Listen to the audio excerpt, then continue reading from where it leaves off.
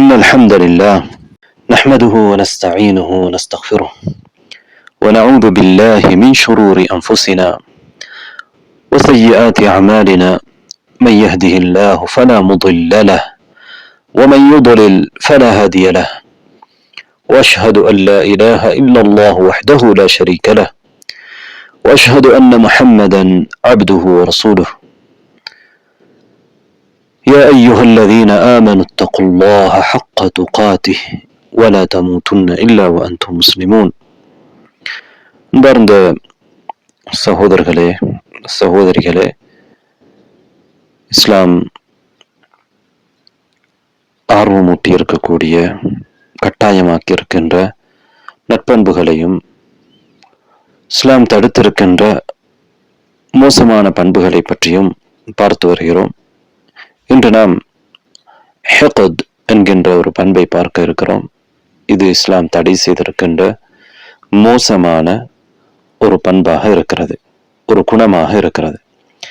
ஹிக்த் என்பதை பொறுத்தவரையிலே பலரும் அதனை குரோதம் என்று மொழிபெயர்ப்பதுண்டு. ஆனால் குரோதம் என்பது அதிகப்படியான கோபத்தை குறிக்கின்ற ஒரு சொல். என்றாலும் இந்த சொல்லுக்கு உள்கோபம் என்று நாம் மொழிபெயர்ப்பதுதான் பொருத்தமாக இருக்கிறது. ஹிக்த் என்பது கோபத்தை உள்ளத்தில், அதாவது பகைமையை உள்ளத்தில் மறைத்து வைப்பது. உள் பகைமை என்பது மிக பொருத்தமான ஒரு மொழிபெயர்ப்பாக இருக்கும்.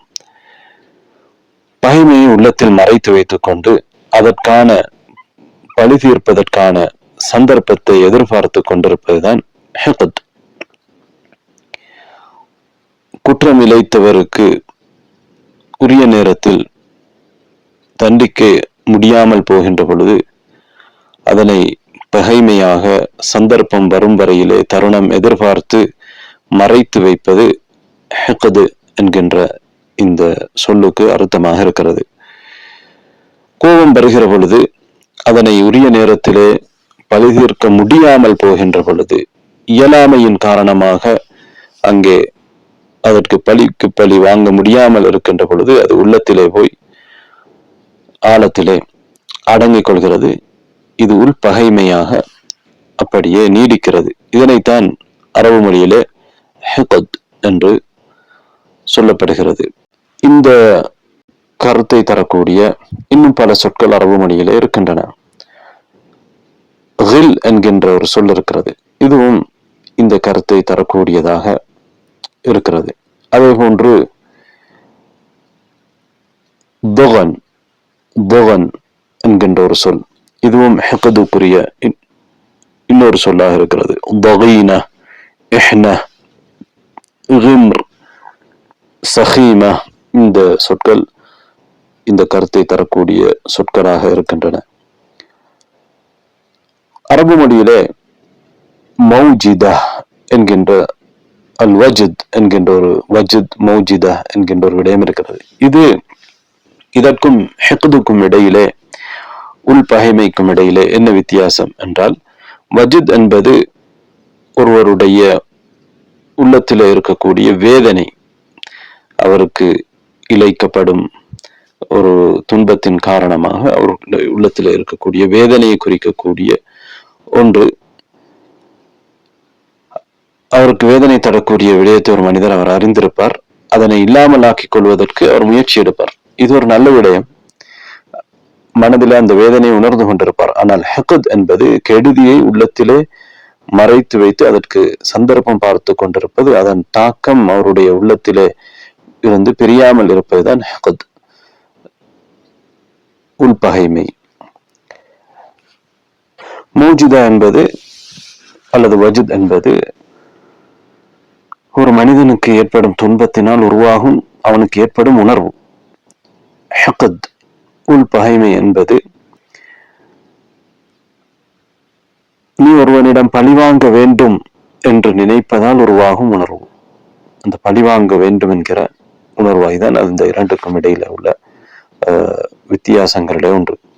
அதே போன்று மௌஜிதா, வஜித் என்பது அவசரமாக விரைவில் மறைந்து விடக்கூடியது. ஆனால் ஹிக்த் என்பது அது நீண்ட காலம், அது மனதிலே தங்கி இருக்கும். அதே போன்று ஒருவரிடத்திலே வஜித் அல்லது மௌஜிதா ஏற்படுகின்ற பொழுது இதயம் ஆரோக்கியமாக உணர்ச்சியுடன் இருக்கும் போது அது வரும். ஆனால் ஹிக்தை பொறுத்தவரையிலே இதயம் இருண்டு குறுகி கெட்ட உணர்வுகள் நிரம்பி இருக்கும் பொழுதுதான் ஹிக்த் என்கின்ற இந்த உள்பகைமை ஏற்படுகிறது. எனவே வஜித் மோஜிதா என்பது சுருக்கமாக சொல்கிற பொழுது அது துன்பத்தை உணரும் இயல்பான உணர்வு, அது விரைவில் மறையும். ஹிக்த் என்பது பழிவாங்கும் எண்ணத்துடன் நீண்ட நேரம் நீண்ட காலம் மனதில் தங்கி இருக்கும் தீய உணர்வு. அதே போன்று நாங்கள் பார்ப்போம், ஹிக்த் என்பதற்கும் ஹசத் என்பது பொறாமை, இதற்கும் இடையிலே இருக்கக்கூடிய வித்தியாசம் என்ன? ஹிக்த் என்பது நாம் உள்பகைமை என்று தமிழிலே மொழிபெயர்த்தோம். ஹசத் என்பது ஒருவரிடம் இருக்கக்கூடிய நிஅமா, அவருக்கு இருக்கக்கூடிய நட்பாக்கியம் இல்லாமல் போக வேண்டும் என்று ஆசை வைப்பது. இது ஹிக்துடைய ஒரு விளைவு. உள்பகைமை வருகின்ற பொழுது அங்கே அதன் விளைவாக ஹசத் ஏற்படும். அவரிடம் இருக்கக்கூடிய நல்ல விடயங்கள் இல்லாமல் போக வேண்டும் என்று நினைப்பது. அதே போன்று ஒருவரிடத்துல ஹிக்த் இருந்தால் அது என்ன செய்யும்? அந்த பொறாமையை தூண்டக்கூடியதாக இருக்கும். அடுத்ததாக நாங்கள் பார்ப்போம், ஹிக்த் என்பதற்கும் அதாவா என்றால் பகைமை, பகைமைக்கும் இடையில உள்ள வித்தியாசம். ஹிக்த் என்பதும் ஒரு பகைமை என்று சொன்னோம், ஆனால் உள்பகைமை என்று சொன்னோம். என்றால் ஹிக்த் என்பதிலே பழிவாங்க வேண்டும் என்கின்ற உணர்வு கெடுதியை உள்ளத்திலே மறைத்து வைத்துக் கொண்டிருக்கக்கூடிய, அது தொடர்ச்சியாக இருக்கக்கூடிய ஒரு உணர்வு இருக்கும். பகைமையை பொறுத்தவரை அது உடனடியாக நீங்கலாம், அல்லது பழிவாங்க வேண்டும் என்ற உணர்வு அங்கே இருக்க வேண்டும் என்ற கட்டாயம் இல்லை. அப்படி இல்லாமலும் கூட பகைமை இருக்கலாம். இந்த பண்பு மார்க்கத்திலே தடை செய்யப்பட்டிருக்கிறது. இப்போது நாம் குர்ஆனில் இருக்கக்கூடிய சில வசனங்களை பார்ப்போம். சூரத்துல் பக்ராவுடைய 204, 205 ஆயத்தில் அல்லாஹ் சொல்கிறான், وَمِنَ النَّاسِ مَنْ يُعْجِبُكَ قَوْلُهُ فِي الْحَيَاةِ الدُّنْيَا. மனிதர்களிலே சிலர் இருக்கிறார்கள், அவர்களுடைய வார்த்தை இந்த உலக வாழ்க்கையிலே உங்களுக்கு ஆச்சரியத்தை ஏற்படுத்தும். அதாவது நன்றாக அவர்கள் பேச தெரிந்தவர்களாக இருப்பார்கள். وَيُشْهِدُ اللَّهَ عَلَى مَا فِي قَلْبِهِ. அவருடைய உள்ளத்திலே இருப்பதை இட்டு அவர் அல்லாஹ்வை சாட்சியாக வைப்பார். தான் உண்மைதான் சொல்கிறேன், தன்னிடம் உள்ளத்தில் சரியானதுதான் இருக்கிறது என்று அல்லாஹ்வை சாட்சியாக வைத்து கூட பேசுவார். وَهُوَ أَلَدُّ الْخِصَامِ. அவரோ கடுமையான வாக்குவாதத்திலே ஈடுபடக்கூடியவராக, வாக்கு திறமை, அதாவது வாதிக்கும் திறமை உள்ளவராக அவர் இருப்பார். ஆனால் இதெல்லாம் வெளிப்படையில இவ்வாறு நடந்து கொள்வார்கள். வைதா தவல்லா, ஆனால் அவர் சென்று விடுகிற பொழுது சஹாஃபில் அர்தி லியுஃப்ஸித ஃபீஹா, பூமியிலே கேடு விளைவிப்பதற்கு முயற்சி எடுப்பார். வெளித்தோற்றத்திலே அவர்கள் நல்லவர்களாக அவர்களுடைய சொல்லால் வாதத்தால் காண்பித்துக் கொள்வார்கள். ஆனால் பூமியிலே கெடுதி விளைவிப்பதற்காக முயற்சி எடுப்பார்கள். ஒயுஹரிக்குல் ஹர்த், விளைச்சல்களை அழிப்பார்கள். வன்னசில், சந்ததிகளை அழிப்பார்கள். அது உயிரினங்களாக இருக்கலாம், மனிதனுடைய சந்ததியாக இருக்கலாம். இதை அழிப்பதற்காக அவர்கள் முயற்சி செய்து கொண்டிருப்பார்கள். வல்லாஹு லா யுஹிப்புல் ஃபஸாத். அல்லாஹ் ஃபஸாது விளைவிப்பதை, கேடு விளைவிப்பதை விரும்ப மாட்டான் என்று அல்லாஹ் தஆலா இங்கே சொல்கின்றான். இங்கே பகைமையை மறைத்து வைத்துக் கொண்டு செயல்படுவதை அல்லாஹ் தஆலா தடுத்திருக்கிறான். அது மோசமான ஒரு பண்பு என்றும் சொல்கிறான். அல்லாஹ் தஆலா சுவர்க்கவாசிகளை பற்றி சூரத்துல் ஆராஃபுடைய 43வது ஆயாவிலே சொல்கிற பொழுது என்ன சொல்கிறான்? وَنَزَعْنَا مَا فِي صُدُورِهِمْ مِنْ غِلٍّ. அவர்களுடைய உள்ளங்களிலிருந்து நாம் கில்லை அப்படியே அகற்றிவிட்டோம், நீக்கிவிட்டோம் என்று சொல்கிறான். தஜ்ரி மின் தஹ்திஹிமுல் அன்ஹார், அவர்களுக்கு கீழால் ஆறுகள் ஓடிக்கொண்டிருக்கும். சொர்க்கவாசிகளில் சொர்க்கத்துக்கு நுழைவதற்கு முன்னால் அவர்களுடைய உள்ளங்களிலிருந்து கில் அகற்றப்படும். கில் என்றால் என்ன? கில் என்பது இந்த பகைமை, உள்பகைமை, ஹிக்த், கிம்ர். இது சொர்க்கவாசிகளிடத்திலே மறுமையிலே இருக்காது. இல்ல அதே போன்று சூரத்துல் ஹிஜ்ருடைய 47 48 சொல்கிறார், وَنَزَعْنَا مَا فِي صُدُورِهِمْ مِنْ غِلٍّ إِخْوَانًا. சொர்க்கவாசிகள் சகோதரர்களாக இருப்பார்கள், அவர்களுடைய உள்ளங்களில் இருந்து கில் அப்படியே கலட்டி எடுக்கப்படும், அது நீக்கப்படும் என்று அல்லாஹ் தஆலா சொல்கிறார். சொர்க்கம் என்பது ஒரு நிம்மதியாக இருக்க வேண்டிய, சந்தோஷமாக இருக்க வேண்டிய ஒரு இடம். அந்த சுவர்க்கத்திலே எவருடைய உள்ளத்திலே பொறாமை இருந்தால், உள் பகைமை ஹெக்கத் இருந்தால் அங்கே நிம்மதி இருக்காது. அது நிம்மதி இல்லாத வாழ்க்கைக்கு அது யார் சுமந்து கொண்டிருக்கிறார்களோ அவர்களுக்கும் நிம்மதி இருக்காது, பிறருக்கு மட்டுமல்ல. எனவே அவர்கள் சந்தோஷமாகவும் நிம்மதியாகவும் முழுமையான இன்பத்தையும் அனுபவிக்க வேண்டும் என்றால் அவர்களுடைய உள்ளத்திலே இந்த பொறாமை, உள் பகைமை, ஹெக்கத் இருக்கக்கூடாது. அதனால்தான் அல்லாஹ் தஆலா அப்படியான நிலைகளிலிருந்து தூய்மைப்படுத்தப்பட்டவர்களாகத்தான் சொர்க்கவாசிகளை மறுமையிலே வைத்திருப்பான். எனவே அவர்கள் ஒருவருக்கொருவர் நேசிக்கக்கூடியவர்களாக, சகோதரர்களாக இருப்பார்கள்.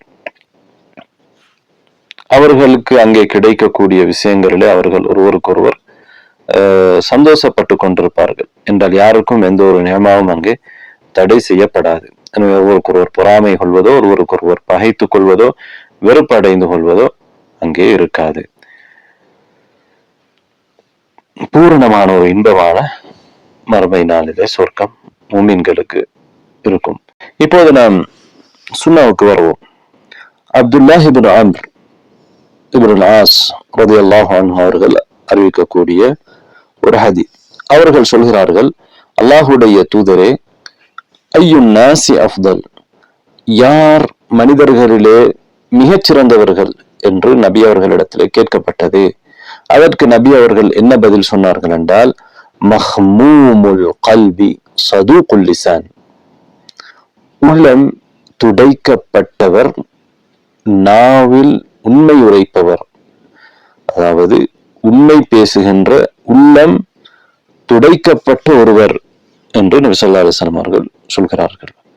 அப்போது நபித்தோழர்கள் கேட்கிறார்கள், சதூகுல் லிசான் என்றால் எங்களுக்கு தெரியும், பேசினால் உண்மை பேசக்கூடியவர் என்றால் எங்களுக்கு தெரியும். ஃபமா மஹ்மூமுல் கல்ப், உள்ளம் துடைக்கப்பட்டவர் என்றால் யார்? அதற்கு நபி ஸல்லல்லாஹு அலைஹி வஸல்லம் என்ன சொல்கிறார்கள், ஹுவ தகியுன் நகி, அவர்தான் தகி, இறையச்சம் உள்ளவர், நகி தூய்மையானவர். அவரிடத்திலே உள்ளத்திலே கசடுகள், உள்ளத்திலே மோசமான தன்மைகள் இருக்காது. லா இஸ்ம ஃபீஹி, அதிலே பாவம் இல்லை.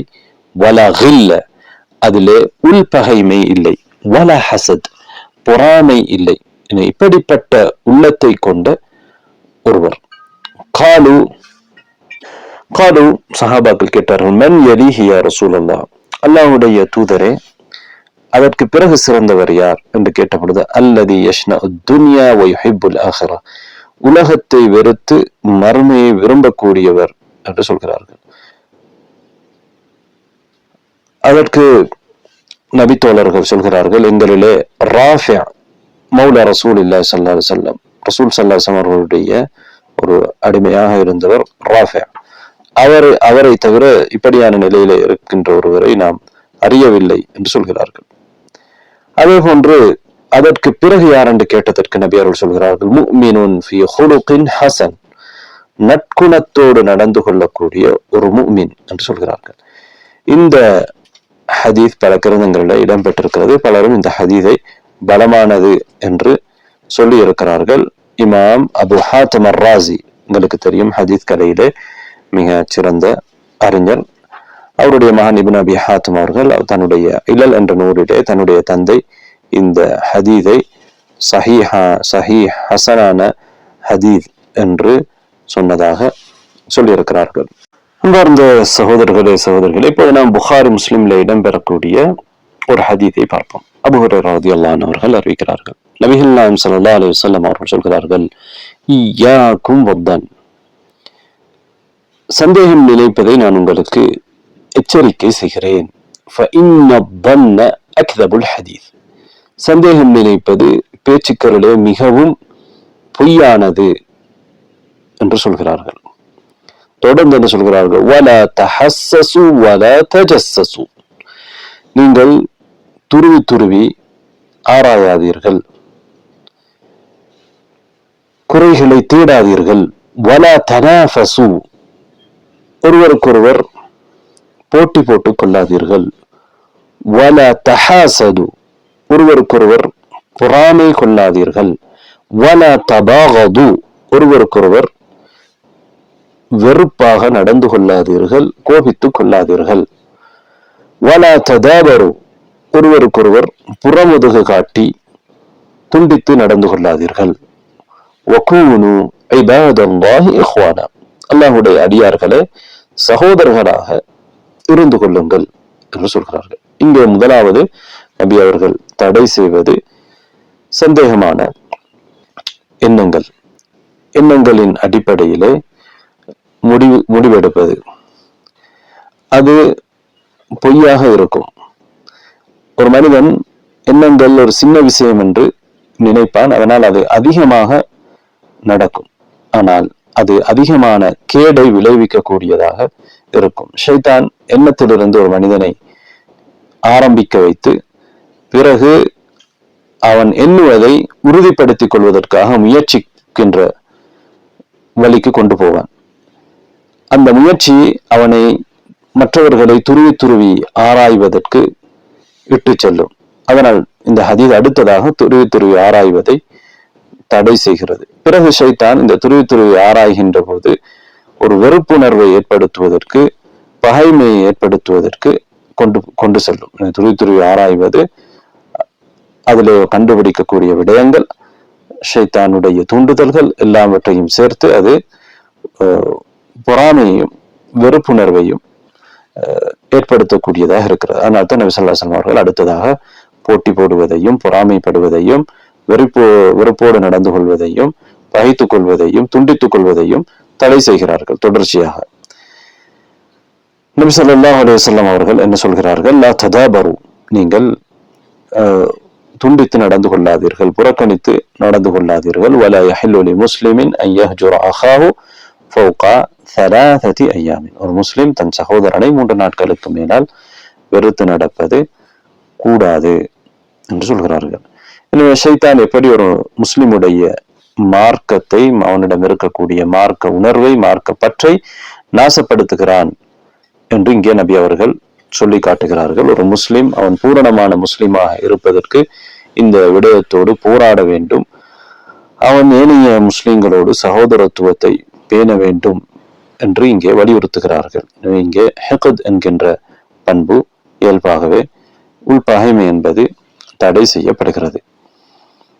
இதை பற்றி நபி தோழர்கள், அதே போன்று அதற்கு பின்னால் வந்தவர்கள், நல்லறிஞர்கள், உலகத்திலே புத்திசாலிகளாக கருதப்படக்கூடியவர்கள் சொன்ன விடயங்களை இப்போது நாம் பார்ப்போம். ஹிக்த் சம்பந்தமாக உஸ்மான் ரலியல்லாஹு அன்ஹு அவர்கள் உடைய ஒரு கூற்று இருக்கிறது. ما أسر أحد سريرة إلا أظهرها الله عز وجل على صفحات وجهه وفلتات لسانه. எவர் ஒருவர் உள்ளத்திலே ஒரு ரகசியமாக ஒரு மோசமான ஒரு விடயத்தை அவர் வைத்திருக்கின்றாரோ, அல்லாஹு தஆலா அவருடைய முகத்திலும் நாவிலிருந்து வெளிப்படக்கூடிய வார்த்தைகளிலும் அதனை வெளிப்படுத்துவான் என்று சொன்ன ஒரு கூற்று இருக்கிறது. அதே போன்று ஸைத் இப்னு அஸ்லம் என்று சொல்லக்கூடிய அறிஞர் அவர் சொல்கிறார், இப்னு அபி துஜானா, அபு துஜானா என்கின்ற ஒரு நபித்தோழர், அவருடைய மகன் நோய்வாய்ப்பட்டிருந்தார். அவரிடத்தில் இவர் செல்கின்ற பொழுது வகான வஜூஹு யதஹல்லல், அந்த அபு துஜானாவுடைய மகனுடைய முகம் பிரகாசமாக இருக்கிறது. மாலக யதஹல்லலு வஜ்ஹுக், ஏன் உங்களுடைய முகம் பிரகாசமாக இருக்கிறது என்று அவரிடத்திலே கேட்கின்றார். அப்போது அந்த அபு துஜானா உடைய மகன் என்ன சொல்கிறார் என்றால், மாமின் அமலி ஷைஇன் அவ்ஃபகு இன்தி மின் இத்னைன், என்னிடத்திலே 2 விடயங்களை தவிர மிக உறுதியான அமல்கள் இல்லை என்று சொல்கிறார்கள். அதிலே ஒன்று என்னவென்றால், ஃபஅம்மா அஹதுஹுமா ஃபகுன்து லா அத்தகல்லமு பிமா லா யஅனீனி, எனக்கு தேவையில்லாத விஷயத்திலே நான் பேச மாட்டேன், அப்படித்தான் நான் இருந்திருக்கிறேன். வஅம்மல் உஹ்ரா, அடுத்தது ஃபகான கல்பி லில் முஸ்லிமீன சலீமா, என்னுடைய உள்ளம் முஸ்லிம்கள் விடயத்திலே தூய்மையானதாக, கசடற்றதாக, குரோதம், பொறாமை, உள்பகைமை அற்றதாக, சலீமாக இருந்திருக்கிறது என்று சொல்கிறார். இது ஒரு மருந்தன் தன்னுடைய மரண தருவாயிலே சந்தோஷப்படுகின்ற, அவன் செய்த நல்லமல்களை வைத்து உண்மையிலே சந்தோஷப்பட வேண்டும். அப்படியான ஒரு நிலையில ஒரு மனிதன் வாழ்ந்தால், மற்றவர்கள் விஷயத்துல எந்த ஒரு தலையீடும் செய்யாமல், முஸ்லிம்கள் விடயத்திலே எந்த ஒரு முஸ்லிம் விடயத்திலும் உள்ளத்தை தூய்மையாக வைத்துக் கொண்டு வாழ்ந்தால் அவன் இவ்வாறான ஒரு சந்தோஷமான நிலை அடைய முடியும். இப்னு ஹிப்பான் ரஹிமஹுல்லாஹ் அவர்கள், ஒரு தெரியும் ஒரு ஹதீஸ் துறை அறிஞர், அவருடைய ஒரு நூல் இருக்கிறது, ரௌதத்துல் உகாலா என்கின்ற அந்த நூலில் அவர் என்ன சொல்கிறார், அல் ஹிக்து அஸ்லு ஷர், உள்பகைமை என்பது எல்லா கெடுதிகளுக்கும் அடிப்படையாக விளங்குகிறது. ومن أضمر الشر في قلبه أنبت له نباتا مرا مذاقه, எவர் ஒருவர் உள்ளத்திலே கெடுதியை மறைத்து வைக்கின்றாரோ அவருக்கு கசப்பான ஒரு செடியை அது முளைக்க வைத்து விடும். அந்த செடி முளைப்பது நமஉல் கைத், ஒரு கோபமாக இருக்கும். வசமரத்துஹும் நதும், அதனுடைய பலம் கவலையாக, கைசேதமாக இருக்கும். எனவே அது யார் அந்த உள்ளத்திலே உள்பகைமையை வைத்திருக்கிறாரோ அது அவருக்குத்தான் கெடுதியானது. அதனுடைய சுவை கசப்பாக இருக்கும். அது வளர வளர அந்த கோபமும் வெறுப்பும் உள்ளத்திலே அதிகரிக்கும். அதன் விளைவு என்னவென்றால், அது தரக்கூடிய பலம் என்னவென்றால் கவலை, கைசேதம். இப்னு ஹஜர் அல் ஹைத்தமி என்கின்ற ஒரு அறிஞர் இருக்கிறார். அவர் என்ன சொல்கிறார், அல் ஹஸது மின் நதாயிஜில் ஹிக்த், பொறாமை என்பதும் உள்பகைமையின் விளைவுகளில் ஒன்று. வல் ஹிக்து மின் நதாயிஜில் கதப், உள்பகைமை என்பது கோபத்தின் விளைவுகளில் ஒன்று என்று அவர்கள் விளக்குகிறார். ஒரு சந்தர்ப்பத்தில் இப்னு முகஃபா என்கின்ற ஒரு இலக்கியவாதி, பலருக்கும் தெரிந்திருக்கும், கலீல வதிம்னா என்கின்ற நூலை மொழிபெயர்த்த ஒரு பல இலக்கியம். அவர் என்ன சொல்கிறார் என்றால், லியகுனில் மர்உ சஊலன் வலியகுன் ஃபஸூலன் பைனல் ஹக் வல் பாத்தில், ஒரு மனிதன் அதிகமாக விவரமாக சரியாக கேள்வி கேட்கக்கூடியவனாக இருக்க வேண்டும். அதே போன்று சத்தியத்தைக்கும் அசத்தியத்துக்கும் இடையிலே பிரித்து பார்க்கின்ற சரியான அறிவு பெற்றவனாக இருக்க வேண்டும். வலியகுன் முத்தவாதிஅன் லியுஃப்ரஹ லஹு பில் கைர், அவன் பணிவுள்ளவனாக இருக்க வேண்டும். அப்போதுதான் அவனுக்கு நலவு வருகிற பொழுது மற்றவர்கள் சந்தோஷப்படுவார்கள், அவன் மீது பொறாமைப்பட மாட்டார்கள். வலா யகூனன் ஹகூதன், ஒருவன் உள்பகைமை கொண்டவனாக இருக்கக்கூடாது. ஏன் தெரியுமா, லி அல்லா யதுர்ர பினஃப்ஸிஹி இத்ராரன் பாக்கிய, தொடர்ச்சியாக அவன் தனக்குத்தானே கெடுதி விளைவித்துக் கொள்ளக்கூடாது என்பதற்காக. எனவே ஒரு உள்பகைமை கொண்டவனாக இருந்தால் அவன் தன்னையே தொடர்ச்சியாக கேடு விளைவித்துக் கொள்ளக்கூடியவனாக இருப்பான் என்று அவர்கள் குறிப்பிடுகிறார்கள். அன்பார்ந்த சகோதரிகளே, இன்னொரு கூற்றை பார்ப்போம். அபுல் ஹைர் என்கின்ற ஒருவர் சொல்கின்றார், இங்கே சொல்கின்றவர்களை விட இங்கே சொல்லப்படுகிற கருத்துக்கு தான் நாம் முக்கியத்துவம் கொடுக்கின்றோம். அல் குலூபு துரூஃப், உள்ளங்கள் பாத்திரங்கள். சில உள்ளங்கள் ஈமானால் நிரம்பி கிடக்கும். அதன் அடையாளம் அனைத்து முஸ்லிம்கள் மீதும் இரக்கம் அதில் இருக்கும். முஸ்லிம்களுடைய விவகாரங்களில் கவனம் இருக்கும். அவர்களது நலன்களிலே ஒத்துழைக்கின்ற தன்மை இருக்கும். சில உள்ளங்கள் நயவஞ்சகத்தால் நிரம்பி இருக்கும். அதன் அடையாளம் உள்பகை, ஏமாற்றம், பொறாமை, கசப்புணர்வு போன்றதாக இருக்கும். அதே போன்று இன்னொரு கூற்றை பாருங்கள். அப்துல்லாஹ் இப்னு ஹுபைக் என்கின்ற ஒருவர், அவர் இன்னொருவருக்கு உபதேசம் செய்கிறார். அவர் என்ன சொல்கிறார் என்றால், யா ஹுரசானி இன்னமா ஹிய அர்பஉன் லா கைர், அது 4 விடயங்கள், வேறு எதுவும் இல்லை. உன் கண், உன் நாவு, உன் உள்ளம், உன் ஆசை. ஃபந்துர் ஐனக லா தந்துர் பிஹா மா லா யஹில், ஹலாலாக இல்லாத ஹராமான விடயங்களை பார்ப்பதை விட்டும் உன் கண்ணை பார்த்துக்கொள், கவனித்துக்கொள். வந்துர் லிசானக லா தகுல் பிஹி ஷைஅன் யஅலமுல்லாஹு ஹிலாஃபஹு மின் கல்பிக், உன் நாவை பார்த்துக்கொள், உன்னுடைய உள்ளத்திலே அதற்கு மாற்றமானதுதான் இருக்கிறது என்று அல்லாஹ் அறிந்திருக்கக்கூடிய விஷயத்தை அதன் மூலமாக நீ பேசாதே. பேசாமல் இருப்பதற்கு உன்னுடைய நாவை பார்த்துக்கொள். உன்னுடைய உள்ளத்தில் ஒன்று இருக்கிறது, ஆனால் நாவினால் நீ வேறொன்றை சொல்கிறாய். அல்லாஹ்வுக்கு அது தெரியும். இவ்வாறான நிலையில் உன்னுடைய நாவை வைத்துக் கொள்ளாதே. وانظر قلبك لا يكون منه غل ولا حقد على أحد من المسلمين. உன் உள்ளத்தை கவனித்துக்கொள். அதிலே எந்த ஒரு முஸ்லிமின் மீதும் உள்பகை வைத்ததாக அது இருக்கக்கூடாது. وانظر هواك, உன்னுடைய ஆசையை கவனித்துக்கொள். லா யஹ்வா ஷைஅன் மின ஷர், எந்த ஒரு கெடுதியையும் விரும்பக்கூடியதாக அது இருக்கக்கூடாது. فإذا لم تكن فيك هذه الأربع خصال فجعل الرماد على رأسك فقد شقيت. இந்த 4 பண்புகளும் உன்னிடம் இல்லாமல் இருந்தால் உன்னுடைய தலையிலே நீ சாம்பலை தூவிக்கொள், நீ கெட்டவனாகி விட்டாய் என்று ஒரு ஞானி சொல்கின்றார். அஹ்மத் ஷௌகி என்கின்ற ஒரு கவிஞர், ஒரு இலக்கியவாதி என்ன சொல்கிறார் என்றால், இர்ஹம் நஃப்ஸக மினல் ஹிக்தி ஃபஇன்னஹு அதபுன் நாருன் வ அன்தல் ஹதபு. உள் பகைமை கொள்வதிலிருந்து உனக்கு நீயே இரக்கம் காட்டிக்கொள். ஏனென்றால் அது உன்னை முடக்கிவிடும். அது ஒரு நெருப்பு. அந்த நெருப்புக்கு விறகாக நீ இருப்பாய். அதே போன்று அவர் சொல்கிறார், குல்லு நாரின் தாஹிரத்துன் முத்தஹிரத்துன் இல்லா நாருல் ஹிக்த். எல்லா நெருப்பும் தூய்மையானது, மற்றதையும் அது தூய்மைப்படுத்தும், ஆனால் உள் பகைமை நெருப்பை தவிர.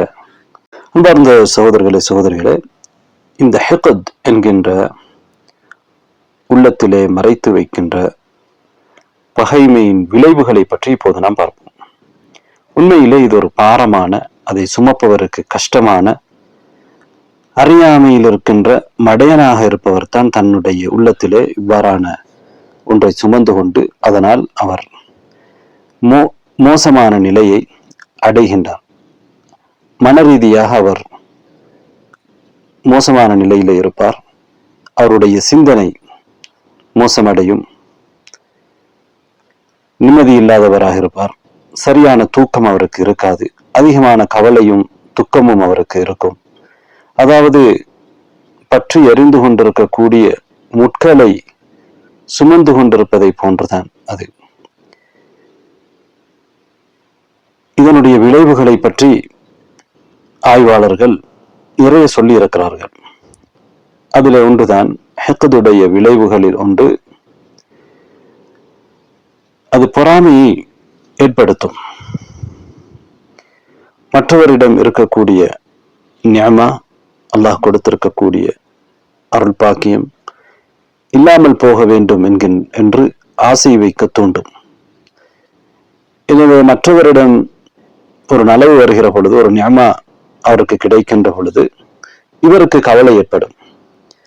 அவனுக்கு ஒரு சோதனை வருகிற பொழுது இவருக்கு சந்தோஷம் வரும். என்றால் இவர் பகையை சுமந்திருக்கிறார். இது அதனுடைய ஒரு விளைவு. இது மார்க்கம் தடை செய்தங்களுக்கு தெரியும். அதே போன்று மற்றவருக்கு வரக்கூடிய உள்பகையின் காரணமாக மற்றவருக்கு வரக்கூடிய சோதனையினால் சந்தோஷத்தை வெளிப்படுத்துவது, இதுக்கு நாங்கள் ஷமாத்த என்று சொல்வோம். இதுவும் மார்க்கத்திலே தடை செய்யப்பட்டது. இது ஹிக்துடைய விளைவுகளில் இன்னொன்றுதான் மற்றவர்களோடு கோபித்துக் கொண்டு அவர்களை வெறுத்து வாழ்வது. இது ஹிக்தின் விளைவில் ஒன்று. இது மார்க்கத்திலே தடை செய்யப்பட்டது.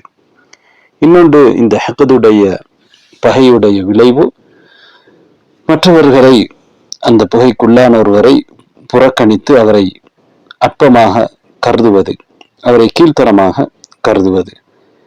இன்னொரு விளைவு, யார் விடயத்திலே உள் பகைமை இருக்கிறதோ அவர் விடயத்திலே ஹலால் இல்லாத விஷயங்களை, ஹராமானதை பேசுவது, பொய் சொல்வது, புறம் பேசுவது, அவரது இரகசியத்தை வெளிப்படுத்துவது, மானபங்கப்படுத்துவது போன்ற விடயங்கள். அதே போன்று ஹிக்துடைய இன்னொரு விளைவுதான், அவரை பரிகாசிப்பதற்காக அவரை போன்றே, யார் மீது உள்பகை வைக்கப்பட்டிருக்கிறதோ அவரை போன்றே நடித்து காட்டுவது அல்லது அவரை பரிகாசிப்பது. அடுத்த விளைவு உடல் ரீதியாக அப்படியானவர்களை துன்புறுத்துவது. இதுவும் ஹிக்துடைய இன்னொரு விளைவு. அடுத்த விளைவு, அவருக்கு யார் மீது உள்பகை கொள்ளப்பட்டிருக்கிறதோ அவருக்குரிய கடமைகளை செய்யாமல் இருப்பது. இவர் அவருக்கு கடமை செய்ய வேண்டிய ஒருவராக இருப்பார், அவருடைய கடனை திருப்பி கொடுக்காமல் இருப்பது. அல்லது உறவினராக இருப்பார், உறவை சேர்ந்து நடக்குவது மார்க்கத்திலே மிக கட்டாயமானது, அந்த உறவை துண்டித்து நடக்கக்கூடியவராக இருப்பார்.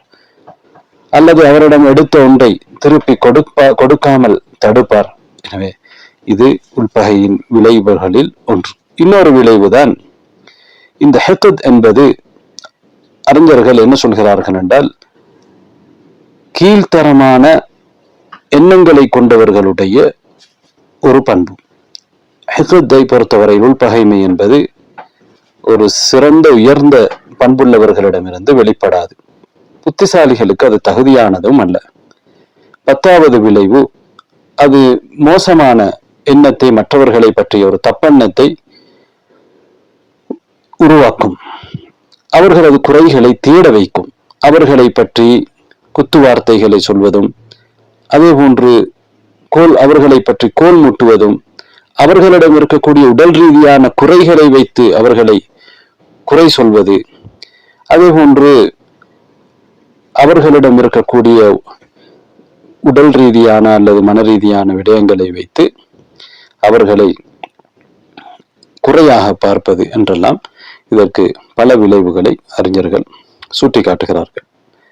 அதே போன்ற ஹிக்துடைய இன்னொரு விளைவுதான், அது பிறரிடம் இருந்து பழி வாங்க வேண்டும், பழி தீர்த்து கொள்ள வேண்டும் என்கின்ற உணர்வை கொடுத்து கொண்டிருக்கும். இன்னொரு விளைவு, சத்தியத்தை மறுப்பது, அதை ஏற்றுக்கொள்ளாமல் இருப்பது. என்றால் சத்தியத்தை ஏன் மறுக்கிறார்? பிறரோடு இருக்கக்கூடிய இந்த உள்பகையின் காரணமாக அவர் சொல்கின்ற ஒரு விடயத்தை இவர் என்ன செய்வார்? மறுப்பார், அதை ஏற்றுக்கொள்ளாமல் இருப்பார். அதற்கு காரணமாக இருப்பது இவருடைய இந்த ஹிக்த். அதே போன்று இந்த ஹிக்த் என்பது சண்டை சச்சரவுகளுக்கும், முழு வாழ்க்கையையும் முழு நேரத்தையும் கவலையிலும் சோகத்திலும் கழிப்பதற்கு வழிவகுக்கும். அதே போன்று முக்கியமாக இறைவனுடைய கோபத்தை ஈட்டி தரக்கூடிய ஒன்றாக இருக்கும். இம்மையிலும் மறுமையிலும் மிக தெளிவான நஷ்டத்தை ஏற்படுத்தக்கூடியதாக அது அமைந்திருக்கும். அதே போன்று ஹிக்த் மனதுக்குள் மறைத்து வைத்திருக்கக்கூடிய பகைமை மனிதர்களின் குறைகளை வெளிப்படுத்தும். அன்பார்ந்த சகோதரர்களே, சகோதரிகளே, ஹிக்தை சிலர் இரண்டாக பிரித்திருக்கிறார் அதனுடைய படித்தரத்தின் அடிப்படையில். ஒன்று முதல் படித்தரம், இந்த ஹிக்த் ஹராமானது, அதில் மாற்று கருத்து இல்லை. அதாவது பொறாமையை உருவாக்கக்கூடிய உள்பகைமை, பிறருக்கு கஷ்டம் வருகிற பொழுது சந்தோஷத்தை வெளிப்படுத்துகிற, சமாதாவை வெளிப்படுத்துகிற உள்பகைமை, அவரை வெறுத்து அவருக்கு எதிராக செயல்படுவது, அவரை துண்டிப்பது, அவராகவே வந்து சேர்ந்து நடக்க வேண்டும் என்று விரும்பினாலும் அவரை துண்டித்து நடப்பது, அல்லது அவரை ஒரு அற்பமாக கீழ்த்தரமாக கருதுவது, நாம் ஏற்கனவே சொன்னது போன்று அவரை பற்றி ஹராமான முறையிலே பேசுவது, அல்லது அவரை போன்று பரிகாசிப்பதற்காக நடந்து காட்டுவது, அவரை பரிகாசிப்பது, உடல் ரீதியாக மன ரீதியாக அவரை துன்புறுத்துவது, அவருக்கு கொடுக்க வேண்டிய உரிமையை கொடுக்காமல் இருப்பது, இதெல்லாம் முதல் தரத்திலே இருக்கக்கூடிய ஹிக்த் உள்பகைமை. இரண்டாவது தரத்திலே இருக்கக்கூடிய உள்பகைமை, இது முன்னர் சொன்ன விடயங்கள் இந்த உள்பகைமையில இல்லை. பொறாமையோ அல்லது அவரை வெறுத்து ஒதுக்குவதோ, அவரை கீழ்த்தரமாக கருதுவதோ அல்லது மோசமாக பேசுவதோ, பரிகாசிப்பதோ, உடல் ரீதியாக துன்புறுத்துவதோ, இப்படி எதுவும் இல்லை. அல்லாஹு தாலா தடை செய்த விஷயங்கள், பாவமான விஷயங்கள் எதுவும் இந்த பகையினால் நடக்கவில்லை. ஆனால் உள்பகை இருக்கிறது, உள்ளே அது அவருக்கு பாரமாக இருக்கிறது, ஒரு பகையை சுமந்திருக்கிறார். இந்த உள்ளத்தை இந்த பகையை விட்டும் அவர் தடுப்பதும் இல்லை. அதாவது அவர் எப்படி புன்முறுவலோடு மென்மையாக நடந்து கொண்டாரோ, ஒரு கவனிப்பு இருந்ததோ, அவருடைய தேவைகளை நிறைவேற்றக்கூடியவராக இருந்தாரோ, நல்ல விஷயங்களிலே ஒத்துழைக்கக்கூடியவராக, அவருக்கு பயன் கொடுக்கக்கூடிய விஷயங்களிலே ஒத்துழைக்கக்கூடியவராக எல்லாம் இருந்தார். ஆனால் அந்த விஷயங்கள் இப்போது நடப்பதில்லை. அவருக்காக துஆ கேட்பதில்லை, அவரை புகழ்வதில்லை, அவருக்கு உதவி செய்வதற்கு மற்றவர்களை தூண்டுவதில்லை. இவ்வாறான விடயங்கள். இது உண்மையிலே இப்படி நடக்கக்கூடியவருடைய மார்க்க தரஜா, அந்தஸ்து குறையும். ஆனால் இவர் இங்க எந்த பாவமும் செய்யவில்லை. இவர் செய்து கொண்டிருந்த நலவுகளை விட்டுவிட்டார் உள்பகையின் காரணமாக. அதனால் இவருடைய மார்க்க அந்தஸ்தில் இவர் குறைவடைவார். இவருக்கு கிடைக்கக்கூடிய பெரும் நன்மை இவர் இதனால் இழக்கின்றார். இவருக்கு கிடைத்துக் கொண்டிருந்தார். ஆனால் இவருக்கு இதனால் தண்டனை என்ன செய்யாது, கிடைக்காது. என்றால் இவர் பாவம் செய்வதற்கு முற்படவில்லை. அவர் செய்து கொண்டிருந்த நலவுகளை குறைத்துக் கொள்கிறார். இது இரண்டாவது தரம்.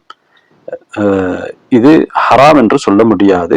ஆனால் இதனால் அவர் ஒரு கஷ்டத்துக்கும் துன்பத்துக்கும் உள்ளாகின்றார். நிறைய நன்மைகளை தனக்கு வரவேண்டிய, தான் பெற்றுக்கொள்ள முடியுமான நிறைய நன்மைகளிலிருந்து இவர் பேர்கெடுக்கப்படுகின்றார். இவருக்கு கிடைக்காமல் போகிறது. அதற்கு தடையாக இவருடைய இந்த நிலை இருக்கிறது. ஹக்த் என்று சொல்லக்கூடிய இந்த பகையை பொறுத்தவரையில, உள்ளத்திலே சுமந்து கொண்டு மறைத்து வைத்திருக்கக்கூடிய பகையை பொறுத்தவரை இது ஒரு பெரும் பாவம் என்று இப்னு ஹஜர் அல் ஹைத்தமி ரஹிமஹுல்லாஹ் அவர்களுடைய ஜவாஜர் என்கின்ற பெரும் பாவங்களை பற்றி பேசுகிற அந்த நூலிலே சொல்கிறார்கள். அவர் என்ன சொல்கிறார் என்றால், தேவையில்லாமல், அதாவது பிழையான முறையிலே கோபப்படுவதும், அல் கதபு பில் பாத்தில் வல் ஹிக்த வல் ஹஸத, அதே போன்று உள்பகைமை, மனதிலே மறைத்து வைக்கக்கூடிய பகைமை, பொறாமை, அதே போன்று இந்த மூன்றும்,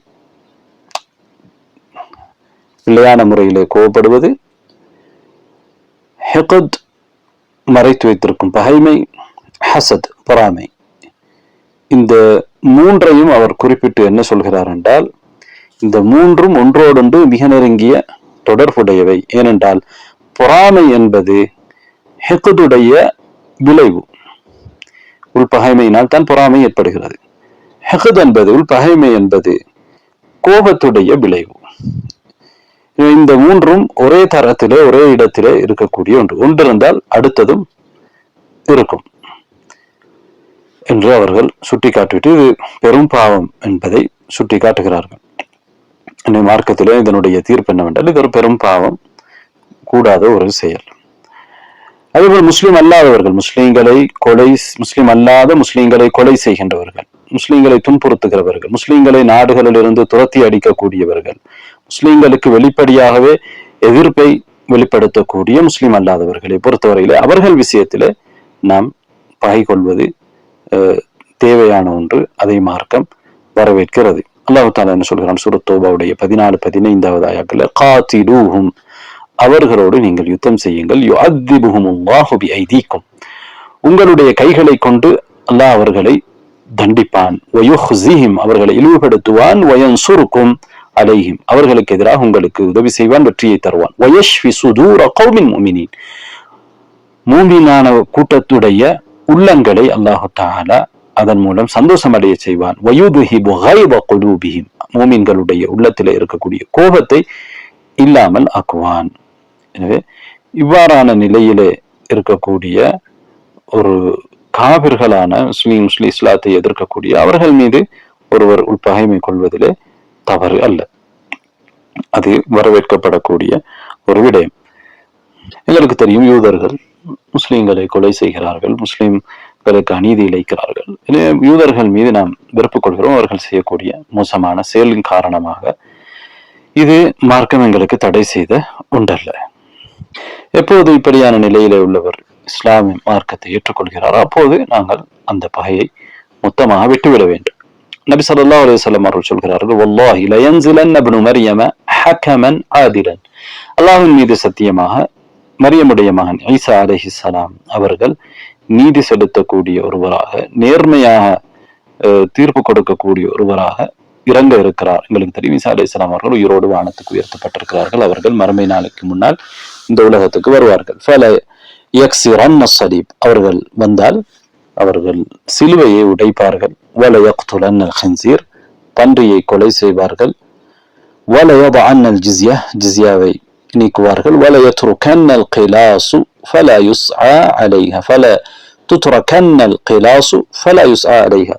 குட்டி ஒட்டகங்கள், வாலிப ஒட்டகங்கள் விடப்படும். யாரும் அதை பெற்றுக்கொள்வதற்கு முயற்சி எடுக்க மாட்டார்கள் என்றால் அப்படியான ஒரு நீதியான நிலை அங்கே ஏற்படும். உள்ளத்திலே இருக்கக்கூடிய பகைமைகள் இல்லாமல் போய்விடும். ஒருவரை ஒருவர் கோபித்துக் கொள்வது, ஒருவரோடு ஒருவர் பொறாமை கொள்வதெல்லாம் இல்லாமல் போய்விடும்.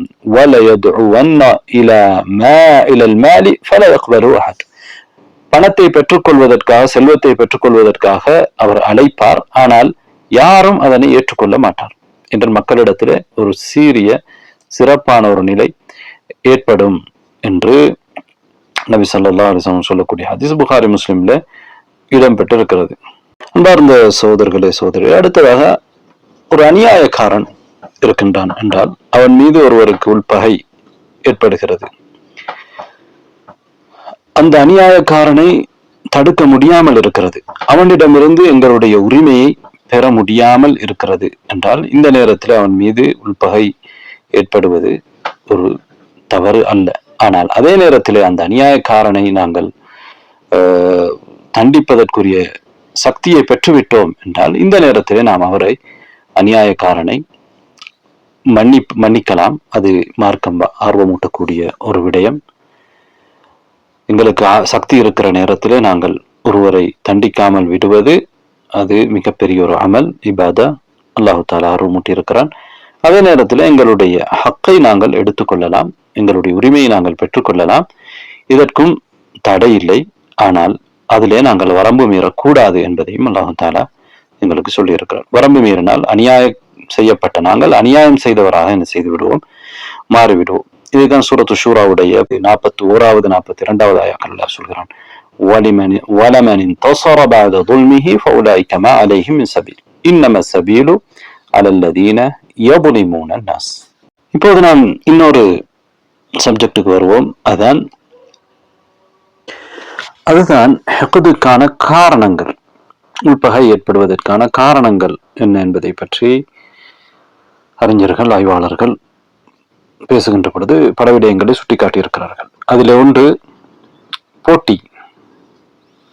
இந்த போட்டி போட்டுக் கொள்வதுதான் ஒருவரை ஒருவர் கோபித்துக் கொள்வதற்கு, பிரிந்திருப்பதற்கு மிக முக்கியமான காரணமாக அமைகிறது. இதனால் உள்பகை ஏற்படுகிறது. ஆரம்பத்திலே சிந்தனையிலே இந்த நிலை வருகிறது, பிறகு அது வார்த்தைகளில் வருகிறது, பிறகு உடல் ரீதியாக பிரியக்கூடிய நிலை ஏற்படுகிறது. இதொன்று. இரண்டாவது, அதிகமான நகைச்சுவை, அதிகமாக பகிடி செய்வது. இது உள்பகை வருவதற்கு காரணமாக இருக்கிறது என்றால் அது உள்ளத்திலே பகையை மறைத்து வைப்பதற்கு காரணமாக அமைகிறது. ஒருவர் சொல்கிறார், அப்ஷீஹி என்கின்ற ஒருவர் சொல்கிறார், المزاح يخرق الهيبة ويذهب بماء الوجه ويعقب الحقد ويذهب بحلاوة الإيمان والود. அதிகப்படியாக நகைச்சுவையில ஈடுபடுவது மரியாதையை குறைத்துவிடும். அதே போன்று அது உள்பகைமையை உருவாக்கும், ஈமானின் சுவையை அழித்துவிடும், நட்பை இல்லாமல் செய்துவிடும். சயீத் இப்னு ஆஸ் ரலியல்லாஹு அன்ஹு அவர்கள் தனது மகனுக்கு செய்ததாக சொல்லப்படக்கூடிய ஒரு அறிவிக்கப்படக்கூடிய ஒரு உபதேசம் இருக்கிறது. அதில் அவர் என்ன சொல்கிறார் என்றால், யா புனை, என் அருமை மகனே, லா துமாசிஹி ஷரீஃப், உயர் குணம் கொண்ட ஒருவரோடு, உயர் தரத்திலே உள்ள ஒருவரோடு நீ நகைச்சுவை செய்யாதே. ஃபயஹ்கிது அலைக், அவர் உன் மீது உள்பகை வைத்துக் கொள்வார் என்றால், உயர் பண்புள்ள ஒருவர் அவர் நேரடியாக எதிர்க்க மாட்டார், ஆனால் அவருடைய உள்ளத்திலே பகை ஏற்படும். வலா துமாசிஹி தனி, கீழ்த்தரமானவர்கள் அவர்களோடு நீ நகைச்சுவையில ஈடுபடாதே. ஃபயஜ்தரி அலைக், அவர் திரும்பவும் உன் மீது என்ன செய்வார்? தைரியமாக தரம் குறைந்த விஷயங்களை செய்ய முற்படுவார் என்று அவர்கள் தனது மகனுக்கு செய்த ஒரு உபதேசத்திலே சொல்கிறார்கள். தாழ்ந்த குணம் கொண்ட மனிதருடன் நகைச்சுவை செய்யும் பொழுது அவர் உன்னிடம் தைரியமாக எல்லை மீறி நடந்து கொள்வார் என்பதை அவர் அங்கே சொல்கிறார். அதே போன்று இன்னொரு காரணம்தான் ஹுசூமா, தகராறு, பிணக்கு. இதுவும் உள்பகை வருவதற்கு காரணமாக இருக்கும். ஏதாவது ஒரு விடயத்திலே முரண்பாடு வருகின்ற பொழுது அது உள்ளத்தை என்ன செய்யும்? பகைத்து கொள்ள செய்யும். கோபத்தை கிளப்பிவிடும். கோபம் வந்துவிட்டால் அங்கே பகைமை, உள்பகைமை இருவருக்கும் இடையிலே ஏற்பட்டுவிடும். எனவே மற்றவருக்கு கெடுதி வருகிற பொழுது இவர் சந்தோஷப்படுவார், அவருக்கு சந்தோஷம் வருகிற பொழுது இவர் கவலைப்படுவார், அவருடைய மானத்திலே இவர் பேச ஆரம்பிப்பார் என்று நவவி ரஹிமவுல்லா அவர்கள் சுட்டிக்காட்டுகிறார்கள். அதே போன்று கடுமையான வெறுப்பு உள்பகைக்கு காரணமாக அமையும். அதே போன்று பழிவாங்க வேண்டும் என்கின்ற ஆசை, பழிவாங்க வேண்டும் என்கின்ற ஒருவருக்கு கெடுதி விளைவிக்க வேண்டும் என்கின்ற அந்த ஆசை.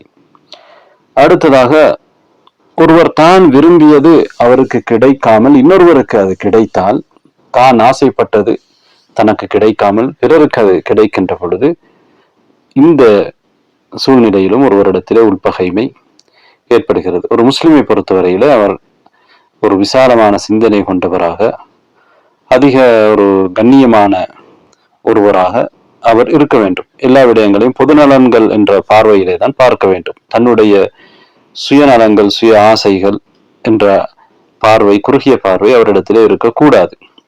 ஆனால் பெரும்பாலான ஹாக்கிதுகள், உள்பகைமை கொண்டவர்களை பார்த்தால் அவர்களுடைய உள்ளங்களிலே அந்த உள்பகைமை என்கிற அடுப்புகள் எரிந்து கொண்டிருக்கும்.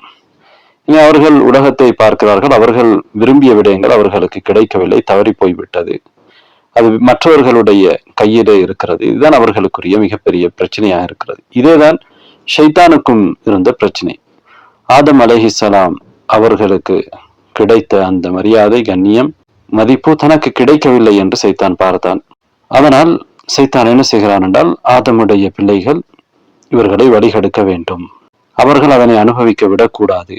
قال فبما أغويتني لأقعدن لهم صراطك المستقيم. நீ என்னை வழிகெடுத்ததன் காரணமாக நான் நேர்வழியிலே அவர்களுக்கு தடையாக உட்கார்ந்திருப்பேன். ثم لآتينهم من بين أيديهم ومن خلفهم. அவர்களுக்கு முன்னாலும் பின்னாலும், வான் ஐமானிஹிம் வான் ஷமாயிலிஹிம், அவர்களது வலது பக்கமாக இடது பக்கமாக என்றெல்லாம் நான் வருவேன். ولا تجد أكثرهم شاكرين. அவர்களில் அதிகமானவர்கள் நன்றியுள்ளவர்களாக இருக்க மாட்டார்கள் என்று சைத்தான் அல்லாஹ்விடத்திலே சபதம் எடுக்கிறான். சைத்தானுடைய உள்ளத்திலே எரிந்த இந்த நெருப்பு தான் உள்பகைமை வைத்துக் கொண்டிருப்பவர்களுடைய உள்ளத்திலும் எரிந்து கொண்டிருக்கிறது, அவர்களுடைய உள்ளத்தை நாசமாக்கி கொண்டிருக்கிறது. இஸ்லாம் எங்களுக்கு இவ்வாறான குணங்களிலிருந்து தூரமாக விலகி நிற்பதற்கு வழிகாட்டி இருக்கிறது, உயர்ந்து நிற்க வேண்டும் என்று எங்களை வலியுறுத்துகிறது. இந்த சகோதரர்களே, சகோதரிகளே, ஹெக்து என்கின்ற இந்த நோய்க்கான நிவாரணம் என்ன? இதனை எப்படி சரி செய்ய முடியும்? உள்ளத்திலே மறைத்து வைக்கப்படுகின்ற இந்த பகைமையை நீக்குவதற்கான வழிமுறைகள் என்ன என்பதை பற்றி பார்ப்போம். ஒன்று, அல்லாஹ்விடத்திலே துஆ கேட்பது. ஒரு முஸ்லிம் தன்னுடைய உள்ளத்தை எப்போதும் தூய்மையானதாக, பொறாமை, குரோதம், அதே போன்று உள்பகைமைகள் இல்லாத சுத்தமான உள்ளமாக வைத்துக் கொள்ள வேண்டும் என்று மார்க்கம் எங்களுக்கு சொல்கிறது. அதற்காக துஆ கேட்பதற்கான வழிகாட்டலையும் தந்திருக்கிறது. சூரத்துல் ஹஷ்ருடைய 10வது ஆயாவிலே அல்லாஹு தஆலா என்ன சொல்கிறான்? வல்லதீன ஜாஉ மின் பஅதிஹிம். சஹாபாக்களை பற்றி சொல்லிவிட்டு அவர்களுக்கு பின்னால் வரக்கூடியவர்கள் யகூலூன ரப்பனா இக்ஃபிர் லனா வ லிஇக்வானினா அல்லதீன சபகூனா பில் ஈமான். அவர்கள் என்ன துஆ கேட்பார்கள்? பின்னால் வரக்கூடியவர்கள், எங்களுடைய இறைவா, அதாவது மூமின்கள், சஹாபாக்களுக்கு பின்னால் வரக்கூடிய அனைவரும் நாங்கள் எப்படி இருக்க வேண்டும் என்பதை அல்லாஹ் தஆலா கற்றுத்தருகிறான். எப்படி துஆ கேட்க வேண்டும் என்பதை கற்றுத்தருகிறான். ரப்பனா இக்ஃபிர் லனா, எங்களுடைய இறைவா எங்களை மன்னித்து விடு, எங்களுடைய பாவங்களை, குற்றங்களை, குறைகளை மன்னித்து விடு. வலிஹ்வானின அல்லதீன சபகூனா பில் ஈமான், ஈமானிலே எங்களை முந்தியவர்களுடைய பாவங்களையும் மன்னித்து விடு, அவர்களுக்கும் நீ மன்னிப்பு கொடுத்து விடு. நபி தோழர்கள், அதுக்கு பிறகு வந்தவர்கள். வலா தஜ்அல் ஃபீ குலூபினா கில்லல் லில்லதீன ஆமனு, ஈமான் கொண்டவர்கள் விஷயத்திலே எங்களுடைய உள்ளத்திலே பகைமையை வைத்து விடாதே. ரப்பனா இன்னக ரഊஃபுர் ரஹீம், எங்களுடைய இறைவனே நிச்சயமாக நீ இரக்கமுள்ளவன், அன்பாளன். அதே போன்று நபி ஸல்லல்லாஹு அலைஹி வஸல்லம் அவர்களும் அவர்களுடைய துஆவிலே இந்த விடயத்தை குறிப்பிட்டு சொல்லியிருக்கிறார்கள். ஒரு நீண்ட துஆவிலே நபி ஸல்லல்லாஹு அலைஹி வஸல்லம் அவர்கள் இந்த விடயத்தை சொல்கிறார்கள். ரப்பி அஇன்னி வலா துஹின் அலைய வன்சுர்னி வலா தன்சுர் அலைய வம்குர் லி வலா தம்குர் அலைய வஹ்தினி வயஸ்ஸிரில் ஹுதா லி வன்சுர்னி அலா மன் பகா அலைய வஜ்அல்னி رب اجعلني لك شكارا لك ذكارا لك رهابا لك مطواعا لك مخبتا إليك أواها منيبا رب تقبل توبتي واغسل حوبتي وأجب دعوتي وثبت حجتي واهد قلبي وسدد لساني واسلل سخيمة صدري. இன்னொரு அறிவிப்பிலே சஹீமத கல்வி. இதன் அர்த்தம் என்ன? என்னுடைய உள்ளத்திலே இருக்கக்கூடிய பகைமையை எடுத்து விடுவாயாக, கலட்டி விடுவாயாக, நீக்கி விடுவாயாக என்று நபி ஸல்லல்லாஹு அலைஹி வஸல்லம் அவர்கள் துஆ கேட்டிருக்கிறார்கள். என்னை உள்ளத்திலே வரக்கூடிய பகைமை, உள்ளத்திலே மறைக்கப்படக்கூடிய கோபதாபங்கள் அகற்றப்பட வேண்டும். அதற்காக நபி ஸல்லல்லாஹு அலைஹி வஸல்லம் அவர்கள் அல்லாஹ்விடத்திலே பிரார்த்தனை செய்திருக்கிறார்கள். இது முதல் நிவாரணம். அடுத்தது, உள்ளத்தை சலீமாக வைத்துக் கொள்வது, உள்ளத்தை சுத்தமாக வைத்துக் கொள்வது. அதற்காக முயற்சி எடுக்க வேண்டும். உள்ள சுத்தமாக மறுமையிலே வரக்கூடியவர்களுக்கு தான் வெற்றி இருக்கிறது என்பது எங்களுக்கு தெரியும். அல்லாஹ் தஆலா குர்ஆனிலே அதனை சுட்டிக்காட்டி இருக்கின்றார். உள்ளம் தூய்மையாக இருப்பது என்பது ஷிர்க், நிஃபாக் போன்ற விடயங்களில் இருந்து தூய்மையாக இருக்கின்ற அதே நேரத்தில் இது போன்ற மோசமான குணங்களிலிருந்தும் மோசமான எண்ணங்களிலிருந்தும் உள்ளம் தூய்மையாக இருக்க வேண்டும். மூன்றாவது ஒரு விடயம்தான் ஈமானிய சகோதரத்துவத்தை வலுப்படுத்துவது. எந்த அளவுக்கு ஈமானிய சகோதரத்துவம் உள்ளத்திலே வலுவாக இருக்கிறதோ அந்த அளவுக்கு இந்த ஹிக்த் என்பது ஒருவரிடத்திலே வராமல் இருப்பதற்கு அது காரணமாக இருக்கும். என்றால் ஈமானிய சகோதரத்துவமும் உள்ளத்திலே பாதுகாத்து வைக்கப்படுகிற பகைமையும் ஒன்று சேர்ந்து இருக்காது. எங்களுக்கு தெரியும், ஒரு மூமின் அவன் தன்னுடைய சகோதர மூமின்கள் விடயத்திலே அன்பு கொண்டவனாக இருப்பானே ஆனால் அது எந்த வகையிலும் அவனிடத்திலே அந்த பகைமை நீண்ட காலத்துக்கு இருக்காது. இதனை நாங்கள் சஹாபாக்களிடத்திலே பார்க்கின்றோம். சூரத்துல் ஹஷ்ருடைய 8-9 ஆயாக்களிலே முஹாஜிர்களை, அன்சார்களை பற்றி அல்லாஹ் தஆலா சொல்கின்றான். எப்படி அவர்களை பற்றி சொல்கிறான் என்று பாருங்கள். லில் ஃபுகராஇல் முஹாஜிரின் அல்லதீன உஹ்ரிஜூ மின் தியாரிஹிம் வ அம்வாலிஹிம், ஏழைகளாக இருக்கக்கூடிய முஹாஜிர்கள், மக்காவிலே இருந்து மதீனாவுக்கு வந்த முஹாஜிர்கள், அவர்கள் அவர்களுடைய வாழ்விடங்களிலிருந்தும் செல்வங்களிலிருந்தும் வெளியேற்றப்பட்டார்கள். காபிர்களால் அங்கே வாழ முடியாமல் மதீனாவுக்கு வந்திருக்கிறார்கள். யப்தகூன ஃபضلا மின் அல்லாஹ், அல்லாஹ்விடமிருந்து அவர்கள் அல்லாஹ்வின் கொடையை அவர்கள் விரும்புகிறார்கள். ஒரு துவான அல்லாஹ்வின் பொருத்தத்தை விரும்புகிறார்கள். அதனால் தான் அவர்கள் மார்க்கத்தை பாதுகாப்பதற்காக அங்கிருந்து வந்திருக்கிறார்கள்.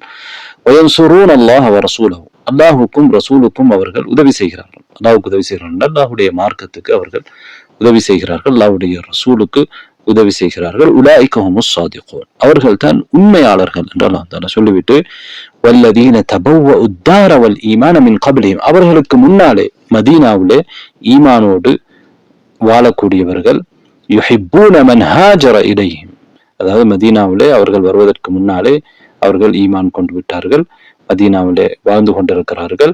இப்படியானவர்கள் அவர்களிடத்திலே ஹிஜ்ரா வந்த முஹாஜர்களை நேசிக்கிறார்கள். யுஹிப்பூன மன் ஹாஜர இலைஹிம் வலா யஜிதூன ஃபீ சுதூரிஹிம் ஹாஜதன் மிம்மா உது, முஹாஜர்களுக்கு கொடுக்கப்படுவதை இட்டு அவர்கள் தங்களுடைய உள்ளத்திலே எந்த ஒரு குரோதத்தையும் பொறாமையையும் எந்த ஒரு வஞ்சகத்தையும் அவர்கள் வைத்துக் கொள்ளவில்லை.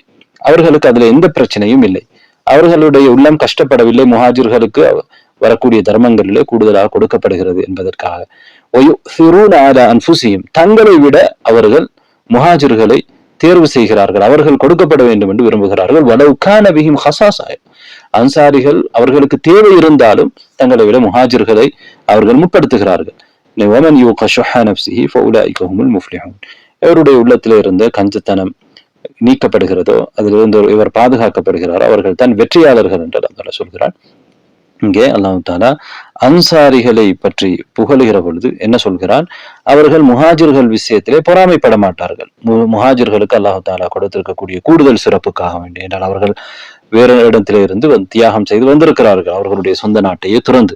அதனால் அவர்களுக்கு சிறப்பு இருக்கிறது. அதே போன்று அவர்களுக்கு தான தர்மங்களிடையே அவர்களுடைய தேவை கருதி கூடுதலாக கொடுக்கப்படுகிற பொழுது அவர்கள் அன்சாரிகளுக்கு அதில் எந்த ஒரு பொறாமையோ எந்த ஒரு பகைமையோ அவர்களுக்கு ஏற்படுவதில்லை என்று அல்லாஹ் தஆலா அவர்களை புகழ்ந்திருக்கிறான். இவ்வாறு தான் இதற்கு காரணம் என்னவென்றால் அவர்களிடம் இருந்த அந்த ஈமானிய சகோதரத்துவ பிணைப்பு அது எந்த அளவுக்கு பலமாக இருக்கிறதோ அந்த அளவுக்கு ஒருவரிடத்திலே உள்பகைமை இருக்காது என்பதை இந்த சஹாபாக்களை நாங்கள் முன்னுதாரணமாக அதற்கு எடுத்துக்கொள்ளலாம். அதே போன்று தவாது, ஒரு மனிதனிடத்திலே இருக்க வேண்டியது பணிவு. எந்த அளவுக்கு ஒருவரிடத்திலே பணிவு இருக்கிறதோ அவரிடத்திலே உள்பகைமை இல்லாமல் போகும். இன்னொரு முஸ்லிம் இன்னொரு முஸ்லிமோடு பணிவோடு நடந்து கொள்ள வேண்டும் என்று இஸ்லாம் எங்களுக்கு சொல்லி இருக்கிறது. ரசூல் ஸல்லல்லாஹு அலைஹி வஸல்லம் அவர்கள் என்ன சொல்கிறார்கள்? இன்னல்லாஹ அவ்ஹா இலைய அன் தவாது, நீங்கள் பணிவோடு நடந்து கொள்ள வேண்டும் என்று அல்லாஹு தஆலா எனக்கு வஹி அறிவித்திருக்கிறான். சஹீஹ் முஸ்லிமில் வரக்கூடிய ஹதீஸ்.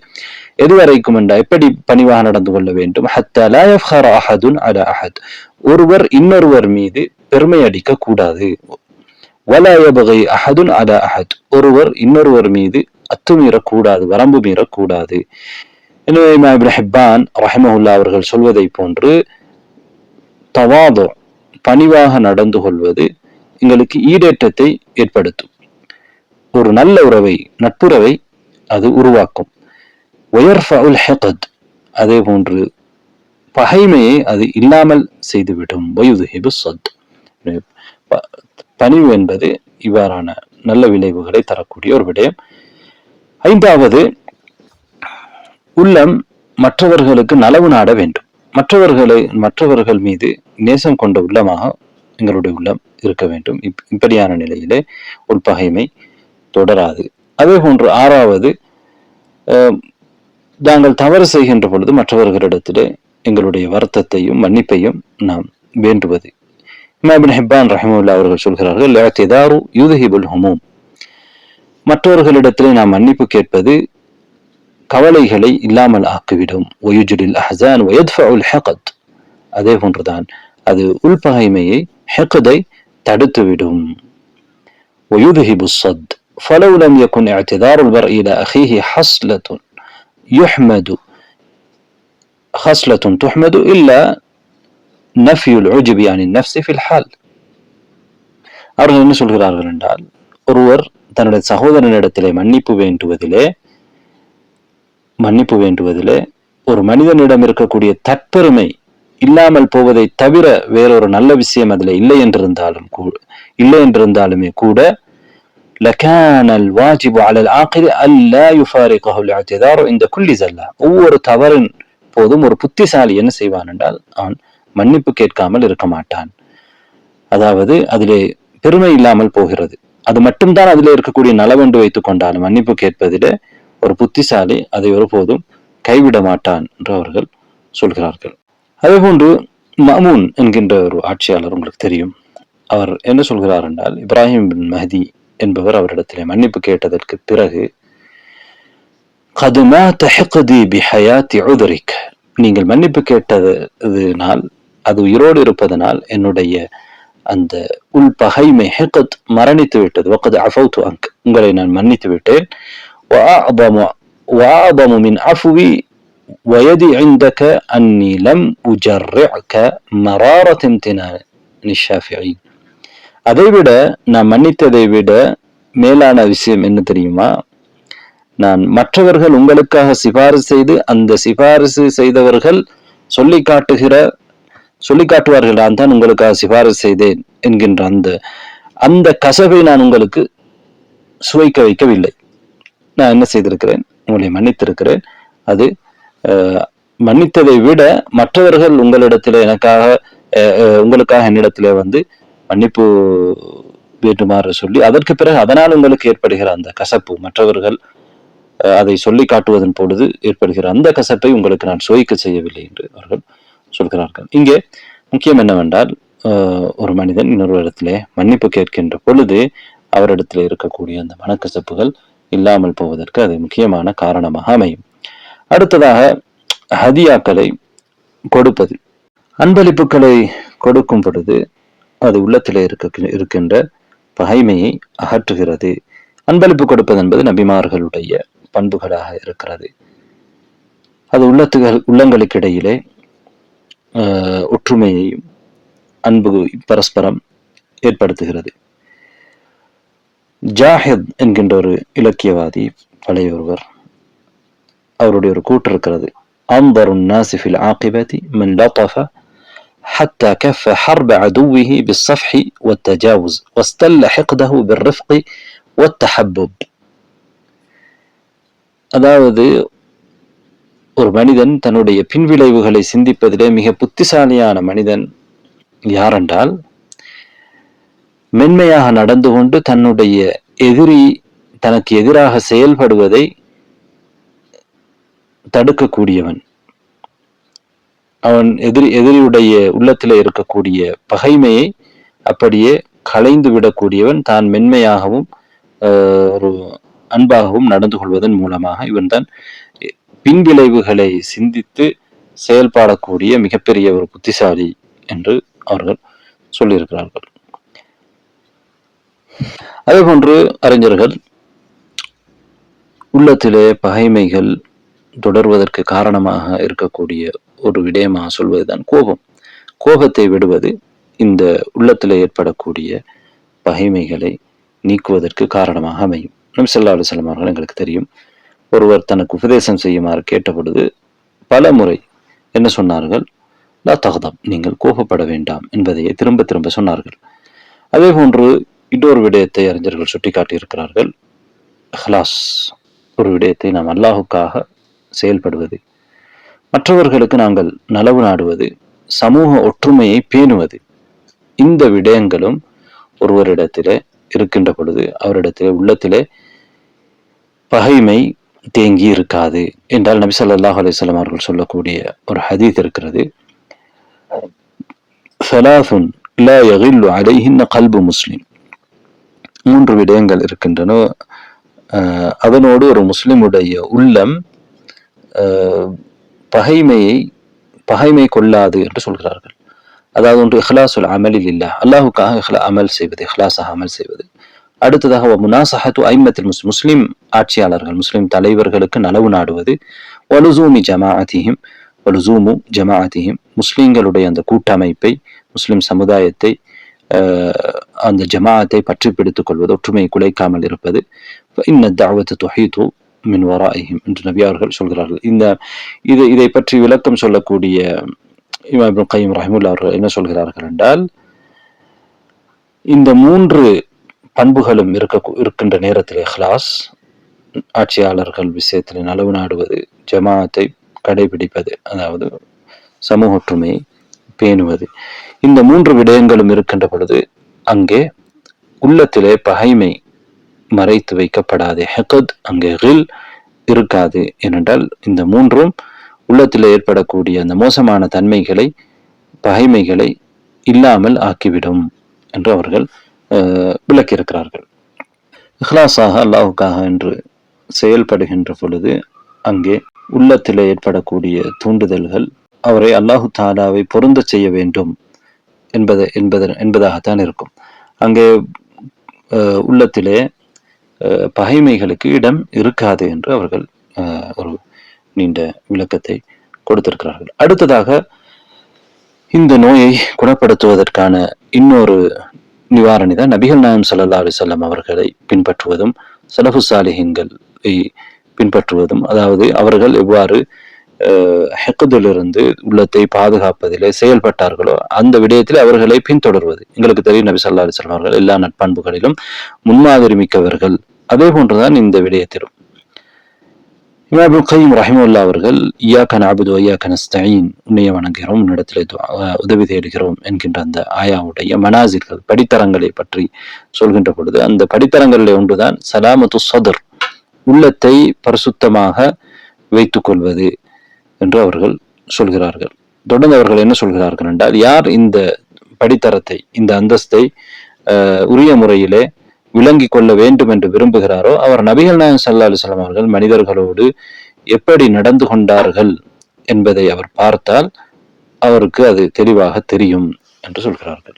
அதே போன்றுதான் நபி தோழர்களும் அவர்கள் ஹிகத் என்கின்ற இந்த பகைமையிலிருந்து அவர்களுடைய உள்ளத்தை சுத்தமாக வைத்திருந்தார்கள். அதற்கு ஒரு சிறந்த உதாரணம் தான் அபூ தர்தா ரலியல்லாஹு அன்ஹு அவர்கள் அறிவிக்கக்கூடிய ஹதீஸ் புகாரியில இடம்பெறுகிறது.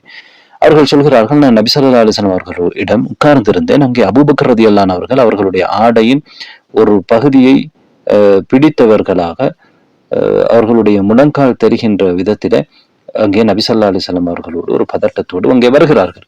அப்போது நபி ஸல்லல்லாஹு அலைஹி வஸல்லம் அவர்கள் சொல்கிறார்கள், அம்மா சாஹிபுக்கும் ஃபகத் காமர். அபூபக்கர் ரலியல்லாஹு அன்ஹு அவர்கள் வருவதற்கு முன்னாலே அவரை பார்த்துவிட்டு சொல்கிறார்கள், உங்களுடைய ஆள், அதாவது அபூபக்கர் ரலியல்லாஹு அன்ஹு அவர்கள் ஏதோ பிணக்கப்பட்டிருக்கிறார்கள், கருத்து முரண்பாடு பட்டு கொண்டிருக்கிறார்கள் என்று. அங்கே அபூபக்கர் ரலியல்லாஹு அன்ஹு அவர்கள் நபி அவர்களிடத்தில் வந்து சலாம் சொன்ன பொழுது, அவர்கள் சலாம் சொன்ன உடனே என்ன சொல்கிறார்கள் என்றால், எனக்கும் இப்னுல் ஹத்தாப் உமர் ரலியல்லாஹு அன்ஹு அவர்களுக்கும் இடையிலே ஒரு விஷயம் நடந்தது. நான் சற்று அவசரப்பட்டு விட்டேன்.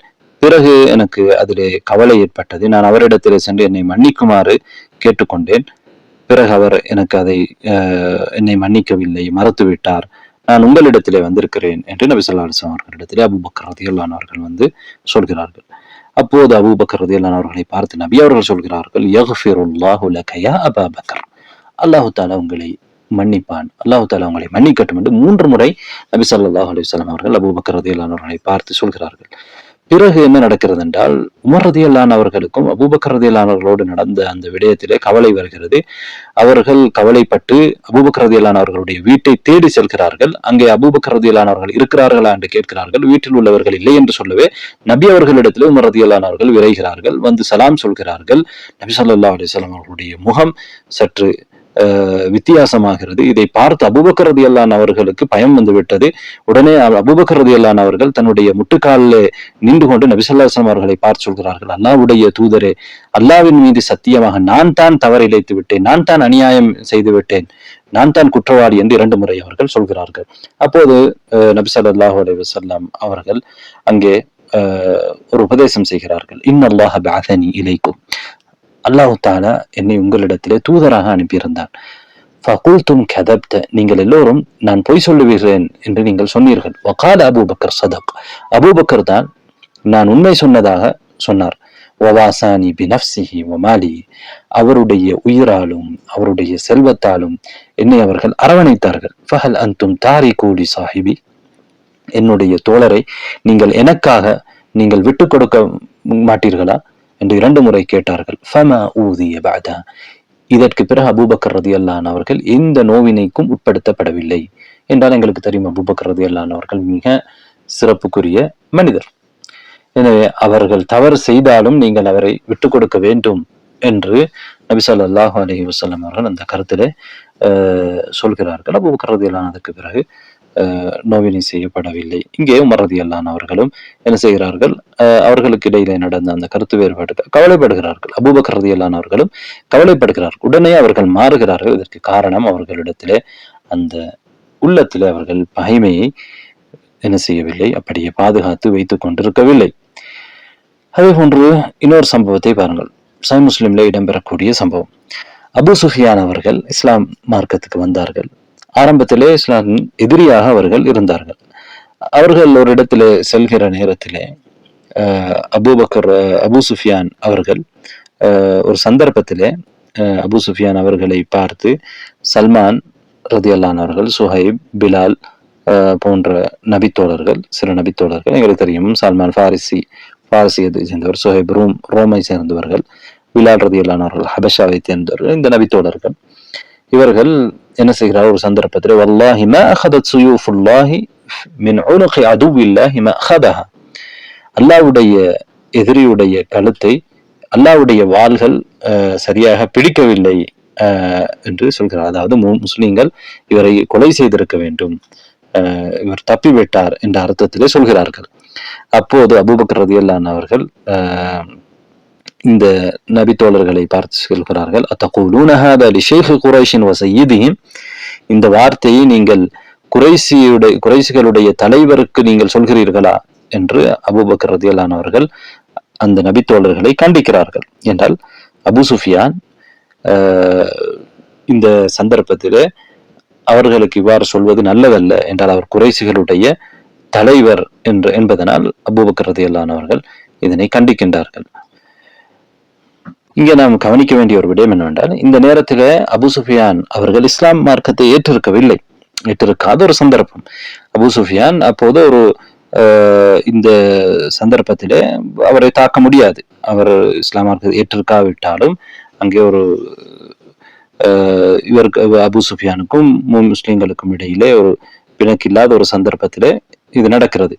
அப்போது நபி ஸல்லல்லாஹு அலைஹி வஸல்லம் அவர்களிடத்திலே அபூபக்கர் ரலியல்லாஹு அன்ஹு அவர்கள் இங்கே நடந்த விஷயத்தை சொல்கிறார்கள். அப்போது நபி அவர்கள் என்ன சொல்கிறார்கள் என்றால், அபூபக்கரே, நீங்கள் அவர்களை கோபப்படுத்தி விட்டீர்கள் போலும். நீங்கள் அவர்களை கோபப்படுத்தி இருந்தால் உங்களுடைய ரப்பை நீங்கள் கோபப்படுத்தியவர்களாக ஆகிவிடுவீர்கள். யாரை கோபப்படுத்தினால்? பிலால், சுஹைப், சல்மான் போன்ற நபி தோழர்களை நீங்கள் கோபப்படுத்தினால் அல்லாஹ்வை கோபப்படுத்தியவராக ஆகிவிடுவீர்கள். பிறகு அபூபக்கர் ரலியல்லாஹு அன்ஹு அவர்கள் உடனே அந்த நபி தோழர்களிடத்திலே வந்து, யா இஹ்வதா, என் சகோதரர்களே, அக்தப்துக்கும், நான் உங்களை கோபப்படுத்தி விட்டேனா என்று அவர்கள் கேட்டபொழுது அவர்கள் சொல்கிறார்கள், லா யக்ஃபிருல்லாஹு லக யா அஹி, இல்லை, அல்லாஹ் தஆலா உங்களை மன்னிப்பானாக சகோதரனே என்று அவர்கள் சொல்கிறார்கள். இங்கே எங்களுக்கு தெரியும், சஹாபாக்களுக்கு இடையிலே இவ்வாறான ஒரு தொடர்பு, இவ்வாறான ஈமானிய உறவு இருந்திருக்கிறது என்பதற்கு இது ஆதாரமாக இந்த போன்ற சம்பவங்கள் இருக்கின்றன. இதே போன்றுதான் நாங்கள் பல உலமாக்களிடத்திலும் பார்க்க முடிகிறது. உண்மையான உலமாக்களிடத்திலே இது போன்ற விடயங்களை பார்க்க முடிகிறது. ஒரு உதாரணம் பார்ப்போம். இமாம் இப்னு தைமியா ரஹ்மத்துல்லாஹி அவர்கள், எங்களுக்கு தெரியுமா, இப்னு தைமியா ரஹ்மத்துல்லாஹி அவர்களுக்கு நிறைய எதிரிகள் இருந்தார்கள் என்றால் அவர்கள் எல்லா வழிகேடான கூட்டங்களுக்கும் எதிராக அவர்கள் பேசி இருக்கிறார்கள், அவர்களுடைய கருத்துக்களை சொல்லி இருக்கிறார்கள், அந்த கொள்கைகளில் உள்ள பிழைகளை விமர்சித்திருக்கிறார்கள். அவர்களுடைய மாணவர் தான் இமாம் இப்னு கையிம் ரஹிமஹுல்லாஹ். அவர்கள் சொல்கிறார்கள், வமா ரஅய்து அஹதன் கத்து அஜ்மஅ லிஹாதிஹி அல்கிஸால் மின் ஷைഖ் அல்-இஸ்லாம் இப்னு தைமியா. ஷைഖ் அல்-இஸ்லாம் இப்னு தைமியா ரஹிமஹுல்லாஹ் அவர்களை விட இந்த நல்ல பண்புகளை உள்ளடக்கிய ஒருவரை நான் பார்த்ததே இல்லை. وكان بعض أصحابه الأكابر يقولون وددت أني لأصحابي مثله لأعدائه وخصومه. இமாம் இப்னு தைமியா ரஹிமஹுல்லாஹ் அவர்களுடைய பெரிய தோழர்களிலே ஒருவர் சொல்வதை நான் கேட்டிருக்கிறேன். இமாம் இப்னு தைமியா அவர்கள் அவர்களுடைய எதிரிகளோடு எவ்வாறு நடந்து கொள்கிறார்களோ அதுபோன்று நான் என்னுடைய தோழர்களோடு, எனக்கு நெருக்கமானவர்களோடு நடந்து கொள்ள வேண்டும் என்று ஆசைப்படுகிறேன் என்று சொல்வார்கள். இந்த எதிரிகளோடு கூட அவர்கள் எப்படி நடந்து கொள்கிறார்கள், அதுபோன்று நான் என்னுடைய தோழர்களோடு நடந்து கொள்ள வேண்டும், எதிரிகளோடு கூட நல்லாக நடந்து கொண்டிருக்கிறார்கள் என்று அதை சொல்கிறார்கள். அப்போது அவர் சொல்கிறார், வமா ரஅய்து யது அலா அஹதி மின்ஹும் கத், அவர்கள் எவருக்குமே, அவர் எதிரிகளில் எவருக்குமே எதிராக துஆ கேட்டதை நான் பார்த்ததில்லை. வகான யதுலஹும், அவர்களுக்காக துஆ கேட்பார்கள், அவர்கள் சார்பாக துஆ கேட்பார்கள். வஜஅது யௌமன் முபஷ்ஷிரன் லஹு பிமௌதி அக்பரி ஆதாய், ஒரு நாள் நான் இமாம் இப்னு தைமியா ரஹ்மத்துல்லாஹி அவர்களிடத்திலே அவர்களுடைய மிகப்பெரிய ஒரு எதிரி மௌத்தாகிவிட்டார் என்ற நல்ல செய்தியை கொண்டு வந்து சேர்த்தேன். அவரிடத்துல வந்து சொன்ன மிகப்பெரிய எதிரி அஷத்துஹும் அதாவத்தன் வ அதன், இமாம் இப்னு தைமியா ரஹ்மத்துல்லாஹி அவர்களை எவ்வாறெல்லாம் நோவினை செய்ய முடியும் அவ்வாறு கடுமையாக நோவினை செய்த ஒருவர். அந்த நேரத்திலே நான் நன்மாராயமாக இந்த செய்தியை இமாம் இப்னு தைமியா ரஹ்மத்துல்லாஹி அவர்களிடத்திலே கொண்டு வந்து சொன்ன பொழுது, ஃபனஹரனி வ தனக்கரலி வஸ்தர்ஜா, என்னை தடுத்தார்கள், கண்டித்தார்கள். இன்னா லில்லாஹி வ இன்னா இலைஹி ராஜிஊன் என்று சொல்லிவிட்டு உடனே என்ன செய்தார்கள், எழுந்து அந்த மரணித்தவருடைய வீட்டுக்கு சென்று அவர்களுக்கு ஆறுதல் சொன்னார்கள். என்ன சொன்னார்கள் என்றால், வகால இன்னி லக்கும் மகானஹு, அவருடைய இடத்திலே நான் உங்களுக்கு இருக்கிறேன், எனவே உங்களுக்கு என்ன தேவையோ, என்ன உதவி தேவையோ என்னிடத்திலே கேளுங்கள், நான் உங்களுக்கு நிச்சயமாக உதவி செய்கிறேன். இது போன்ற வார்த்தைகளை அவர்களுக்கு சொன்னார்கள். அந்த வீட்டார்கள், மரணித்தவர்களுடைய வீட்டார்கள் சந்தோஷப்பட்டார்கள். இமாம் இப்னு தைமியா ரஹ்மத்துல்லாஹி அவர்களுக்கு துஆ கேட்டார்கள். அவர்களுடைய இந்த நிலைமையை கடுமையாக அவர்கள் மதித்தார்கள் என்று இமாம் இப்னு கையிம் ரஹ்மத்துல்லாஹி அவர்கள் மதாரிஜுஸ் ஸாலிகீன் என்கின்ற அவர்களுடைய நூலிலே எழுதுகிறார்கள். எனவே நபிகள் நாயகம் ஸல்லல்லாஹு அலைஹி வஸல்லம் அவர்கள், அதே போன்று நபி தோழர்கள் மிகப்பெரிய அறிஞர்கள் இமாம் இப்னு தைமியா அதல்லாமல் அவர்கள் மட்டுமல்ல, எங்களுடைய இன்றைய காலத்திலேயும் கூட இமாம் இப்னு பாஸ் ரஹ்மத்துல்லாஹ் போன்றவர்களிடத்தில் இவ்வாறான பண்புகளை நாம் நிறைய பார்க்க முடியும். அன்பார்ந்த சகோதரர்களே, சகோதரிகளே, எனவே ஹிக்த் என்கின்ற இந்த பகைமை இருந்து உள்ளம் சலீமாக இருப்பது மிகவும் மறுமையிலே நாம் வெற்றி பெறுவதற்கு ஒரு மிக முக்கியமான ஒரு காரணமாக இருக்கிறது. எங்களுக்கு தெரியும், இப்ராஹிம் அலைஹிஸ்ஸலாம் அவர்கள் என்ன துஆ செய்தார்கள் அல்லாஹ்விடத்திலே, வலா துஹ்ஸினி யௌம யுபஅஸூன், மக்கள் எழுப்பப்படக்கூடிய அந்த நாளிலே என்னை நீ இழிவுபடுத்தி விடாதே. அந்த நாள் எப்படிப்பட்டது? இல்லை, யௌம லா யன்ஃபஉ மாலுன் வலா பனூன், அந்த நாளிலே எந்த ஒரு செல்வமும் எந்த ஒரு ஆண் மக்களும் பயனளிக்க மாட்டார்கள். இந்த உலகத்திலே எங்களிடத்திலே செல்வம் இருந்தால், ஆண் பிள்ளைகள் இருந்தால் அவர்களால் எங்களுக்கு நிறைய பயன் இருக்கிறது. ஆனால் மறுமையிலே எதற்கும் பயன் கிடையாது. இல்லாமன் அத்தல்லாஹ பிகல்பின் சலீம், எவர் ஒருவர் சலீமான உள்ளத்தோடு, சுத்தமான உள்ளத்தோடு, தூய்மையான உள்ளத்தோடு வருகிறாரோ அப்படியானவர்களை தவிர என்று அல்லாஹ்விடத்திலே அவர்கள் கேட்ட துஆவிலே சொல்கிறார். எனவே அல்லாஹ் தஆலாவும் என்ன சொல்கிறான்? சொர்க்கத்துக்கு செல்லக்கூடியவர்கள் வனஸஅனா மா ஃபீ சுதூரிஹிம் மின் கில்லின் இஹ்வானன் அலா சுருரின் முத்தகாபிலின், அவர்களுடைய உள்ளங்களிலிருந்து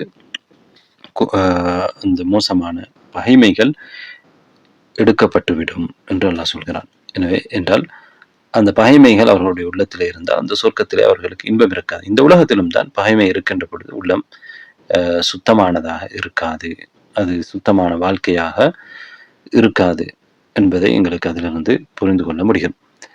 எந்த அளவுக்கு ஒரு மனிதன் சுத்தமான உள்ளத்தோடு வாழ்கின்றானோ அந்த அளவுக்கு அவனுடைய வாழ்க்கையிலே அவனுக்கு நிம்மதி இருக்கும், கவலைகளிலிருந்து அவன் தூரமாக இருப்பான்.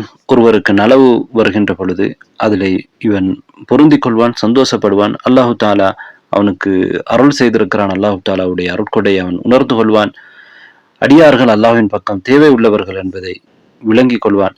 அதே நேரத்தில் யாருக்காவது கஷ்டங்கள் வருகிற பொழுது, துன்பங்கள் வருகின்ற பொழுது அதற்காக அவன் கவலைப்படுவான். அல்லாஹு தாலா அதனை நீக்க வேண்டும் என்று அல்லாஹ்விடத்திலே ஆதரவு வைப்பான். அவனுடைய பாவங்களை மன்னிக்க வேண்டும் என்று விரும்புவான்.